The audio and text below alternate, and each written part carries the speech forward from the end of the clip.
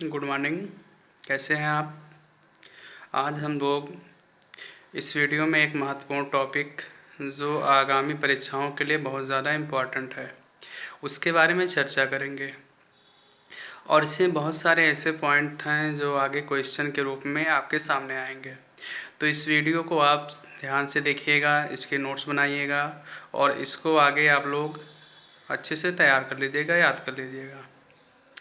ये महत्वपूर्ण पॉइंट है जिसे कहा जाता है संवैधानिक उपचारों का अधिकार, जो भारतीय संविधान का अनुच्छेद 32 है। इसके अंतर्गत इसका प्रावधान किया गया है। अभी तक आपने जितने भी मौलिक अधिकार पढ़े 1 से 5 तक, उन अधिकारों को अगर संरक्षण मिलता है तो वह इसी मौलिक अधिकार के द्वारा मिलता है। यानी जो छठा मौलिक अधिकार है वह पूर्व के सभी मौलिक अधिकारों को संरक्षण प्रदान करने का कार्य करता है कि अगर किसी भी व्यक्ति, संस्था या राज्य के द्वारा जो भारतीय नागरिकों को प्राप्त मौलिक अधिकार हैं उनका हनन किया जाता है, उनको छीना जाता है या उनमें अवरोध उत्पन्न करने का प्रयास किया जाता है, तो प्रत्येक भारतीय नागरिक अनुच्छेद 32 के आधार पर सर्वोच्च न्यायालय से और अनुच्छेद 226 के आधार पर उच्च न्यायालय से, यहाँ पर दोनों इम्पॉर्टेंट हैं। अनुच्छेद 32 के आधार पर व्यक्ति कहाँ पे जाएगा? वह सुप्रीम कोर्ट जाएगा, सर्वोच्च न्यायालय जाएगा।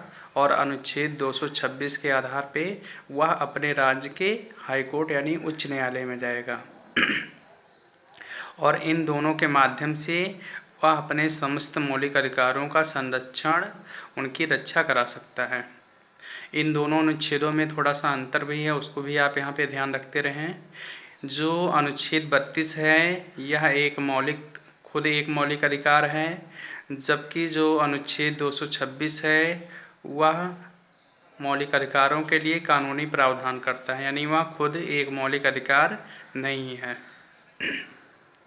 अब जो संवैधानिक उपचारों का अधिकार है उसका तात्पर्य क्या होता है? संवैधानिक उपचारों का तात्पर्य ये है कि अगर भारतीय नागरिकों को कोई भी उनके मौलिक अधिकारों को छीन रहा है तो प्रत्येक भारतीय नागरिक इन संवैधानिक उपचारों के अधिकार का प्रयोग करके अपने मौलिक अधिकारों का रक्षा करा सकते हैं। तो जो सुप्रीम कोर्ट है, हाई कोर्ट है, वह इन अनुच्छेदों का प्रयोग करते हुए 5 प्रकार की रिटें जारी करते हैं और इन रिटों के माध्यम से वह प्रत्येक व्यक्ति के मौलिक अधिकारों की संरक्षण करते हैं, उसको सुरक्षा प्रदान करते हैं। तो ये रिटें कौन कौन सी हैं, इनके बारे में जानना प्रत्येक नागरिक के लिए आवश्यक होता है, क्योंकि वह उसके अधिकार से जुड़ी हुई चीज़ें हैं। इसको हम क्रम से देखेंगे। जो पहली रिट है उससे कहते हैं बंदी प्रत्यक्षीकरण।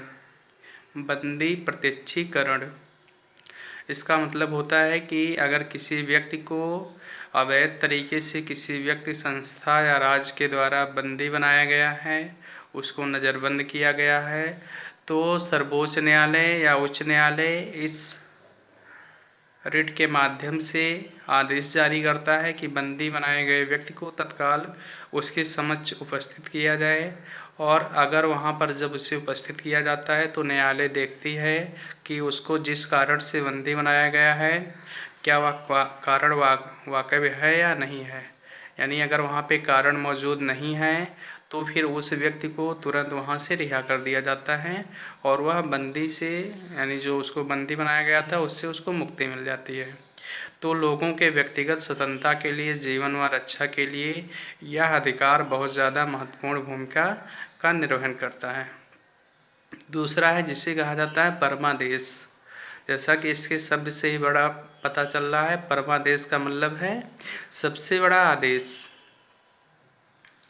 अगर कभी भी किसी प्रशासनिक पद पर बैठा हुआ व्यक्ति कोई ऐसा कार्य कर रहा है जो उसके अधिकार क्षेत्र में नहीं आता या कुछ ऐसा करने का प्रयास कर रहा है जो उसे नहीं करना चाहिए, अवैध कार्य कर रहा है, तो उसके कार्यों पर, उसके द्वारा किए गए कार्यों पर रोक लगाने के लिए जब सर्वोच्च न्यायालय या उच्च न्यायालय इस रिट को जारी करती है तो उसे क्या कहते हैं? परमादेश कहते हैं। यहाँ पर एक चीज़ ध्यान रखना है कि परमादेश कुछ व्यक्ति ऐसे हैं भारत में जिनके खिलाफ जारी नहीं किया जा सकता है, जैसे राष्ट्रपति, राज्यपाल, संसद और राज्यों की विधानसभाएं। इसके साथ ही जो सर्वोच्च न्यायालय के न्यायाधीश होते हैं उनके खिलाफ और उच्च न्यायालय के न्यायाधीश होते हैं उनके खिलाफ, इन लोगों के खिलाफ परमादेश जारी नहीं किया जा सकता है। और इनको छोड़ के जितने भी अधिकारी होते हैं उन सभी के खिलाफ परमादेश जारी किया जा सकता है।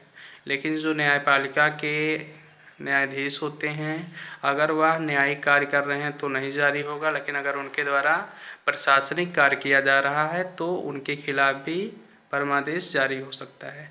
तो यहाँ पर ये इम्पोर्टेंट है कि किन किन व्यक्तियों को परमादेश के प्रावधान से बाहर रखा गया है।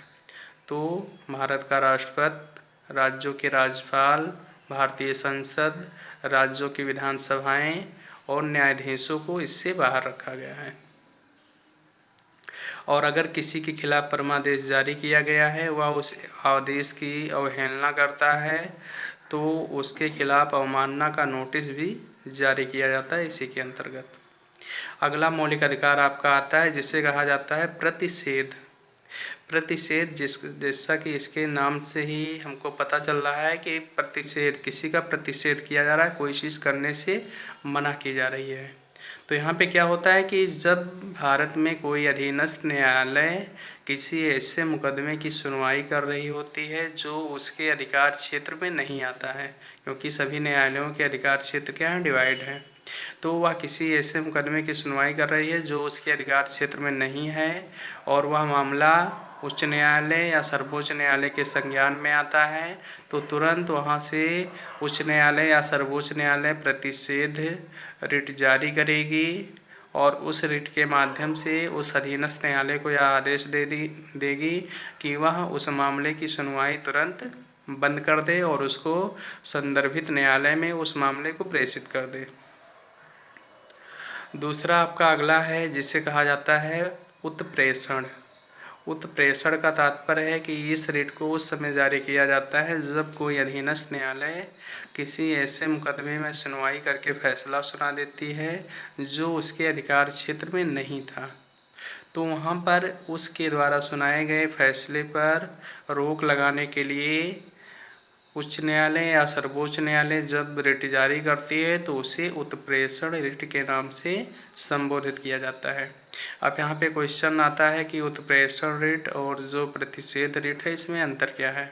तो इन दोनों में अंतर क्या है, जो प्रतिषेध रिट है वह जो मुकदमा चल रहा है उस पर फैसला आने से पहले जारी किया जाता है, और जो उत्प्रेषण रिट होता है वह मुकदमे पर अधीनस्थ न्यायालय में फैसला आ जाने के बाद जारी किया जाता है।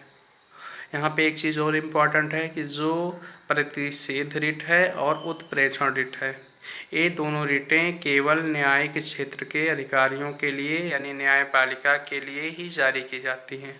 बाकी जो अन्य तीन हैं वह प्रशासनिक अधिकारियों के लिए जारी होता है, अन्य व्यक्तियों के लिए जारी होता है। आपका अगला लास्ट रिट है जिसे कहा जाता है अधिकार परीक्षा रिट। अधिकार परीक्षा रिट। अधिकार परीक्षा रिट न्यायालय उस समय जारी करती है जब कोई ऐसा व्यक्ति किसी संवैधानिक पद पर, प्रशासनिक पद पर अधिकार कर लेता है जिसमें योग्यता नहीं है, उसने गलत तरीके से, अवैध तरीके से उस पद को धारण कर लिया है, तो उस पद से उसकी अथॉरिटी पूछी जाती है, यानी व्हाट इज योर अथॉरिटी, आपका अधिकार क्या है कि जिस अधिकार के आधार पर आप इस पद पर स्थापित हैं। तो उसको अपना वह अथॉरिटी, अधिकार बताना होता है। अगर वह नहीं बता पाता कि हमने इस अधिकार के आधार पर इस पद को धारण किया है तो उस व्यक्ति को उस पद से हट जाना पड़ता है। तो इस प्रकार से सर्वोच्च न्यायालय, उच्च न्यायालय इन विभिन्न 5 रिटों के माध्यम से प्रत्येक भारतीय नागरिक के मौलिक अधिकारों को संरक्षण प्रदान करती हैं और उन्हें एक संवैधानिक प्रावधान देती हैं कि वह अपने मौलिक अधिकारों का संरक्षण करा सके। ये जो मौलिक अधिकार हैं, संवैधानिक उपचारों का अधिकार, यह प्रत्येक नागरिक के लिए इतना ज़्यादा महत्वपूर्ण है कि इसकी उपयोगिता को देखते हुए भारतीय संविधान के निर्माता डॉक्टर भीमराव अंबेडकर ने इसके संबंध में कहा था कि अनुच्छेद 32 भारतीय संविधान की हृदय और आत्मा है। जैसे एक शरीर में हृदय या हमारी आत्मा का स्थान होता है केंद्रीय, बगैर उसके हमारा कोई अस्तित्व नहीं रह सकता है। उसी प्रकार से भारतीय संविधान में भी जो अनुच्छेद 32 है वह एक प्राण की भूमिका में है, हृदय की भूमिका में है। और उसके अगर उसको समाप्त कर दिया जाता है तो उसको समाप्त करने का मतलब है नागरिकों के, क्योंकि भारतीय लोकतंत्र जनता के विश्वासों पर टिका है। और यहाँ पर जब उसको हम समाप्त कर देंगे तो जो जनता है उसके विश्वासों को स्थापित करने का कोई माध्यम, कोई साधन नहीं रह जाएगा। तो इसीलिए इसको बहुत ज़्यादा महत्वपूर्ण स्थान भारतीय संविधान में प्राप्त है। तो यहाँ पे बहुत सारे क्वेश्चन बनते हैं आगे आगामी परीक्षाओं के लिए, उसको आप लोग दृष्टिगत रखते हुए इसको अच्छे से तैयार करेंगे। धन्यवाद।